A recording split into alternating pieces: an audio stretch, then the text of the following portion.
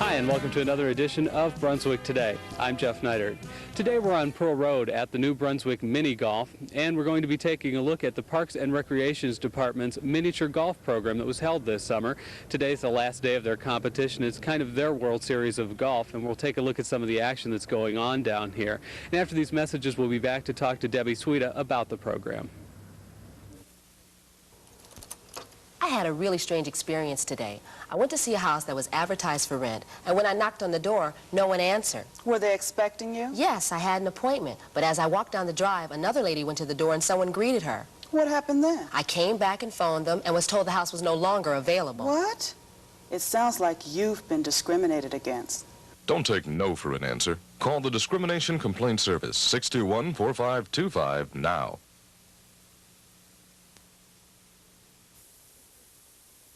It was so typical of the people who were on top in society to set the rules, and the rules that they set during this late Victorian and Edwardian era were the rules that the people obeyed. Catherine Ray has vivid memories of growing up in New York City when a brownstone townhouse was the mark of wealth and status.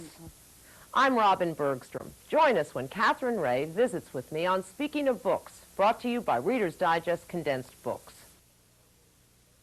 And now a word from the American Lung Association. Your lungs are an incredible piece of machinery, but your lungs are also incredibly delicate. Diseases of the lung are among the most frequent causes of suffering, disability, and death in the United States. Lung cancer is now the #1 cancer killer in America among both men and women. Chronic bronchitis and emphysema are marked by chronic obstruction to the airflow. Among chronic diseases, asthma is the leading cause of school absenteeism. Yes, TB is still with us. In the past year, over 22,000 Americans have contracted TB. Lung trouble can come from the air you breathe at work, but thanks to the American Lung Association, you can breathe a little easier. They're working to fight all this lung disease. Your lungs are a miracle. Take care of your lungs. They're only human. And if my lungs weren't in great shape, I couldn't have said all this. The American Lung Association, the Christmas seal people. All right, we're back out here at Brunswick Mini Golf on Pearl Road with Debbie Sweda, and she is the coordinator for this year's mini golf program with the Parks and Recreation Department. Debbie, why don't you tell us a little bit about the program, how it's structured, and the age groups that participate in it? Okay, our age groups today are 5 through 8 years old, and the other one is 9 to 13. And they're structured on an individual basis, and they are in teams, but the teams are made up of handicaps, which is how good the children did on the first 2 weeks of the course that they played. And then they go into playing by themselves, and then their scores at the end of the game are then, with the handicap, put into the teams. Okay. Now, right now, the World Series of Golf is going on in Akron. Is that what's going on here today, or is today more or less a fun day for the kids? They think it's kind of a World Series of Golf, but more or less it's just a fun day. Today's the last day. They have certificates, and they don't have to keep score today. That was the major thing. No score keeping. Okay. How did this whole program get started? Were you involved in its inception and getting the whole groups organized together? Well, I work for the Park and Recreation Department during the summer on the playgrounds, and I was approached by Bill Fletcher one day and asked if I was interested in teaching golf, because I'm more the athletic one of all the girls. So it's just how it came about. They just arranged it with the mini golf, and they asked me to do it. Okay. I'm assuming this program, since it was successful this year, will be repeated next year. Oh, definitely. We had 47 kids enrolled this year, and hopefully next year we'll have a lot more. How much was it to get involved this year? I know next year's rates may be different, but just for a review, how much were the rates involved for the kids to sign up for the program? It was $18 to start out with, and they got 8 weeks of miniature golfing. The kids were divided into teams in the 9 to 13-year-old categories. The teams' names were the Tees, the Greeners, the Fairwayers, and the Sand Wedgers. The Greeners pulled ahead of the pack, ranking #1 overall in the 9 to 13 age group. The 5 to 8-year-old age group were divided into the teams of the Drivers, the Chippers, the Putters, the Woods, and the Irons. All in all, the Chippers came in first place in their category. Also in the 5 to 8-year-old category, Wayne Cadell ranked top overall, and in the 9 to 13-year-old categories, the top scorer was Mike DeCapua. Okay, now we're here with 2 of the champion players on this year's Brunswick mini golf teams. Why don't you guys give me your names first? Nick Stam. Nick Stam and Brian Geschke. Brian Geschke. Okay, guys, what was your favorite part about this program? We'll start with you, Nick. I like going around the track and hitting in the holes and competing against people. How about you, Brian? Getting holes in one. Getting holes in one. How many did you get this year? 2. 2 of them? Have any today? No, not yet. Not yet? How many more holes do you have to go? 18. Okay. No, 19. You're up to hole 10 right Yeah. now, right? Okay. How about you? How'd you do? Any holes in one this year? Yeah, a couple. One or two I got. Will you guys be back next year to play in the teams again? Yep, probably. How about you, Brian? Probably. Probably. Do you want to tell any other kids that haven't been involved this year how much fun you had and try to recruit them to come out next year? Yeah, we had lots of fun. We get certificates at the end, and we have fun playing. It looked like all the kids had fun playing at their last day of the mini golf program. Let's take a look at some of the kids as they putted around.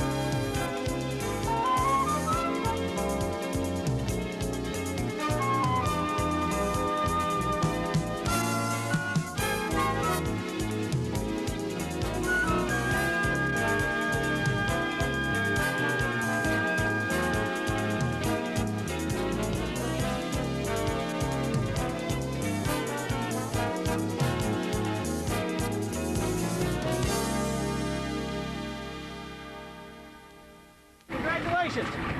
You are the 10,000th rider on our bus system. We have a few things we'd like to present you if you don't mind. What's your name? Stacy Haines. Stacy Haines. Why don't you come over here to the camera, Stacy? Stacy, our bus has been in operations for approximately a month and a half, and you are the lucky 10,000th rider. I'm Skip Trimble. I'm the city manager. This is Mr. Steinke. He's the president of the Chamber of Commerce. Welcome. We have a few gifts we'd like to present you. First thing we'd like to present you is a proclamation from our mayor, Judith Bedell. Second thing the city would like to give you are 10 free tokens for your next 10 rides, so you won't have to pay. Free. Yeah. Got enough hands for all this? Oh, here's some. This is from all the various commercial establishments here in Brunswick and from Southwest General Hospital. We've got a little duffel bag. You can just dump it all in. A sweatshirt, t-shirt, pens. I can't believe this. What's a knife? See, it pays to ride the bus. I don't know, you got another hand? You ever ridden the bus before, Stacy? Once. Once. Second time you win, huh? Yeah, right. What an average. Last but not least, an official Brunswick, Ohio hat. Thank you. Congratulations again. Hope you ride the bus a lot more. See you later. Can we get props addressed at table? Clear the set. Where's that C-stand? 5 minutes, Mr. Robertson. Thank you. Let's get rid of that shine and you'll be all set. Okay, thanks. Cliff, did you see these changes? Yeah, I did, Bill. Okay, we'll be ready for you in a few minutes. Okay, pal. Thank you. He's gonna be surprised. What do you mean? I'm not gonna read the script. What are you gonna say? He's gonna say it in my own words. From the heart, I hope. I think that's the best way, don't you? Do you really enjoy all this volunteering you do all the time? Sure. I think it brings out the best in all of us. Anytime you can help somebody. Help somebody? You really think it makes a difference? You bet I do. Well, here's your coat and tie. You can keep the tie. Ready for you, Mr. Robertson? Coming. What a difference you've made in my life. What a difference you've made in my life. You're my sunshine day and night. What a difference you've made in my life. You know, 15 years ago, when I volunteered to appear in my first campaign film, it was done in a room similar to this. I felt good knowing that that film, that piece of work, would help somebody. Of course, things have changed a lot since then, but the reason I'm here now is the same reason I was here 15 years ago. It's a chance for me and you to use our talents and hopefully the fruits of our labor to touch the lives of people. We all share that spirit, that desire to know that we've made this world maybe a little better place in some small way. And I can't think of a more effective way to do it than through this campaign. You know, in our ordinary day-to-day lives, sometimes we're not even aware of the results of our volunteer efforts and giving. And that's why I want to show you some of the things we've been able to accomplish together. Your generosity is making a difference for those who are being helped and for those who are helping. People like Jim and Pat Mead. For them, caring was not enough. They've dedicated their lives to a crusade against child abuse and neglect. The idea was to save just one kid's life. That was what we decided 20 years ago that would be our goal. And the next night, we saved our first kid's life. We came together today to talk about abused children and how Jim and Pat Mead established a non-profit agency dedicated to the early detection and prevention of child abuse. 1/3 of our children will be abused or molested by the time they get to high school. We'll have someplace between 5,000 and 7,000 fatalities each year in the United States. Teach one teacher, and in that teacher's career, she'll help 20,000 children. We started in our home But 20 years teaching is just a part of their work. Every day they reach out to parents and children with publications, counseling programs, and a child abuse hotline. There's an awful lot of people that call every single day that have hurts and have needs and that want to find out where the resolution is. Last year, we touched the lives of 2 million children. Every child they've helped is important to them, especially the 7 abused and neglected children they've adopted. We adopted because these children otherwise would go to institutions. They would never get to see the beauty that's out in the mountains or the lakes. They'd never get to play or ride a bike. They deserve that. They deserve the things that everybody else has. It's your support that allows people like Jim and Pat to make a difference in the lives of others. Your dollar goes so many special places and does so many special things that you can be proud, you can stick out your chest, and you can feel good about it. If I was the richest man in the world, I'd be doing what I do right now today. I can best describe it by saying, you go in and you train some 12, 13-year-old girls with babies. You teach them how to parent, how to be safe for their children, how not to hurt their children. And when you walk away from that, you think to yourself, this was the place I was supposed to be today. United Way is a way to help care for the entire community with just one gift. The money you give is distributed to some of the best agencies in your community: healthcare, youth programs, services for the elderly, and many more. And with your support, these agencies can make sure that those in need will be helped. So you see, United Way is more than just a way to give. It's a means of bringing people together to help solve community problems. In our minds, we know that there are no guarantees in life, but in our hearts, I don't think we ever really believe our homes, our families, or our own lives will come face to face with tragedy. But fate plays no favorites. Richard Stevenson escaped death twice in Vietnam, only to return home and fight yet another battle. I was healthy, I was strong, had everything. I was living the American dream. And then all of a sudden, I was crushed. Richard had a terminal illness. He was given less than a year to live. The surgery that saved his life left him partially paralyzed, but Richard wasn't about to give up. With the help of physical therapist Ruth Headley, he fought back. The willpower and the fight he has and the motivation is just amazing to me. Stand, stand. Slowly, there were signs of progress. My leg started moving. I said, my leg is, look at my leg is moving. So I just make it like it was a big show. I want everybody to look at my leg, it's moving. Next thing they told me, we're gonna try to see if you can walk. I said, no, I can't walk. They told me I couldn't walk anymore. And within 2 weeks, I was up walking. With fierce determination and the unwavering support of his family, Richard labored to pull his life back together. When I really feel down or depressed, I think about him, and I can really, it pulls me through thinking how lucky I am and how lucky we all are. After months of therapy, he was finally ready to take a giant step. Great, man, great. When I first went back to my office, it was just so marvelous seeing the people again. So to walk back in and see all those people greeting me, the way they greeted me was just, oh, it just gave me the chills. United Way has made a tremendous difference in my life, and I'm on my way. You've just seen a few of the people you've helped. But there are so many stories just like these and others just waiting for you to make the difference. And that's why I'm here and why we're asking for your commitment today, because when it comes to helping people, it all comes down to every one of us. Let's work together to bring hope and inspiration to others. What a difference you've made in my life. What a difference you've made in my life. You're my sunshine day and night. Oh, what a difference you've made.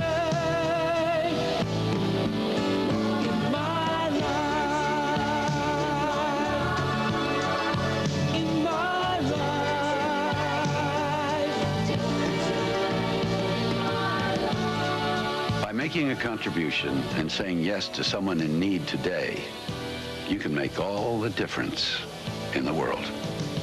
United Way. It brings out the best in all of us. What a difference you made in my life.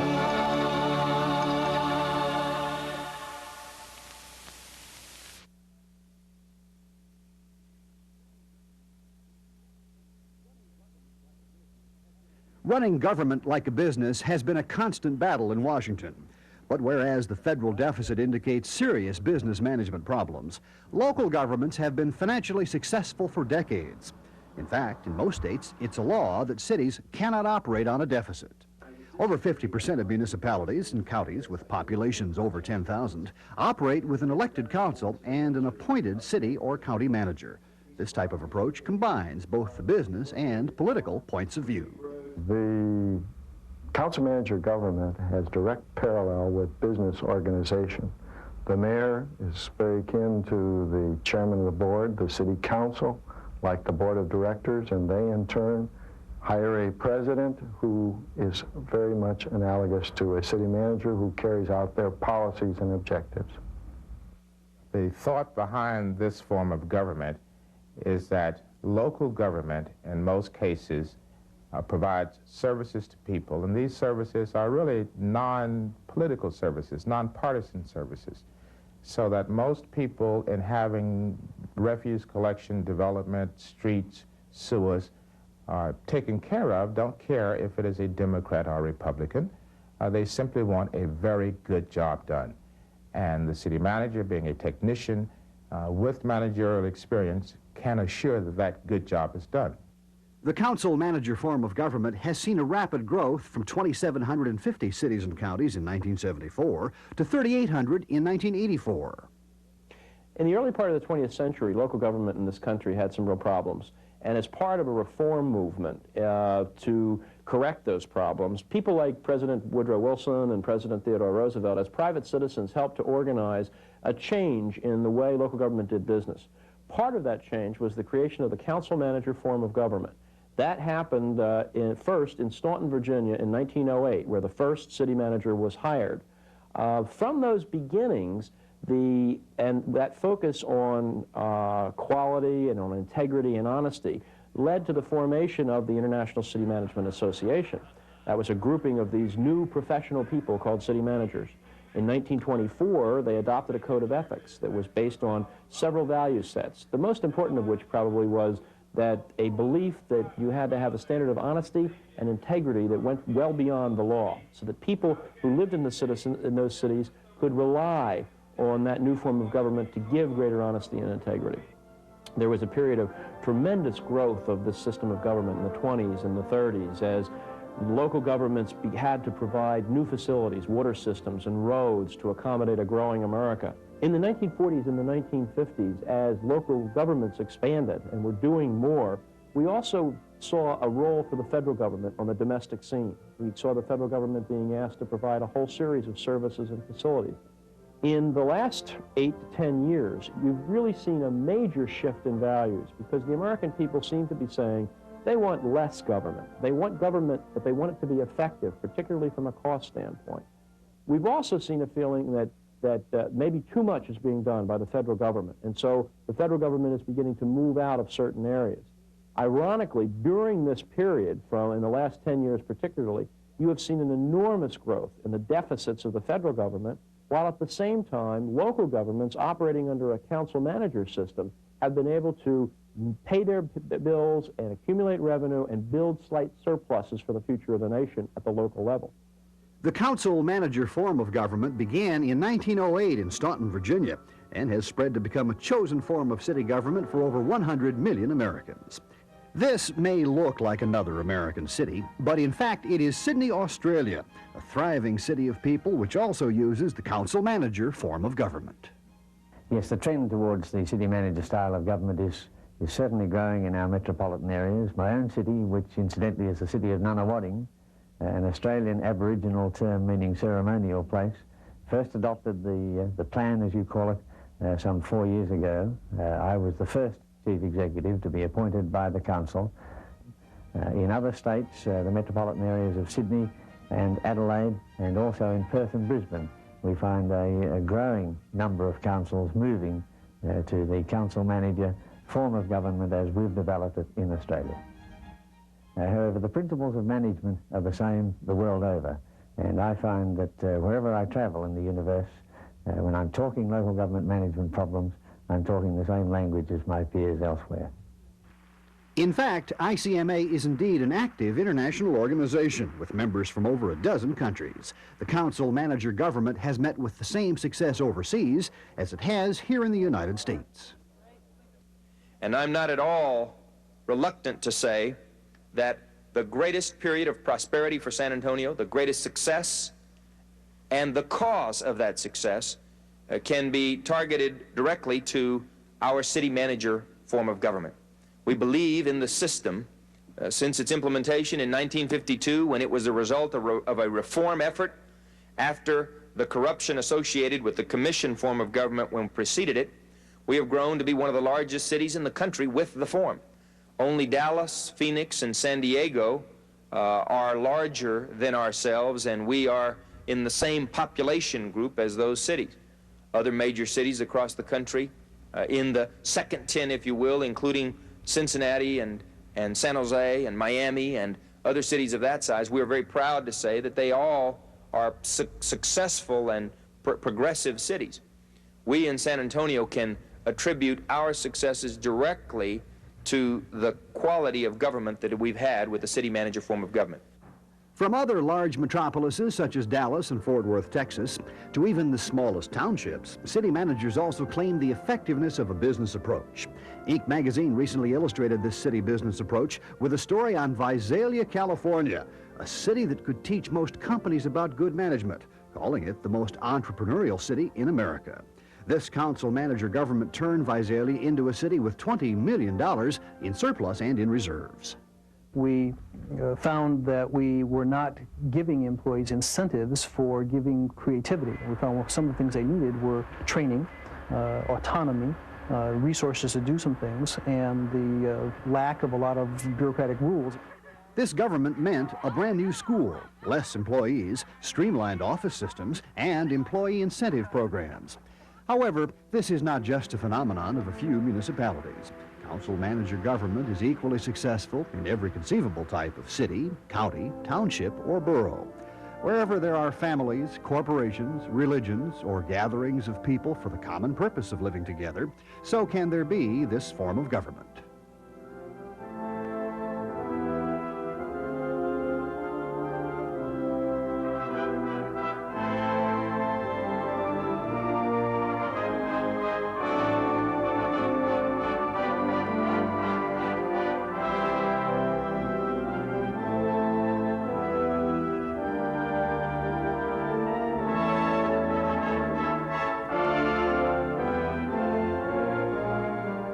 The council manager plan is based on good business management principles and a strong commitment to representative democracy. It is enriched by a code of ethics for the manager, which requires a standard of honesty and integrity beyond that required by the law. This plan has also meant, and will continue to mean, responsive and effective local government for all citizens.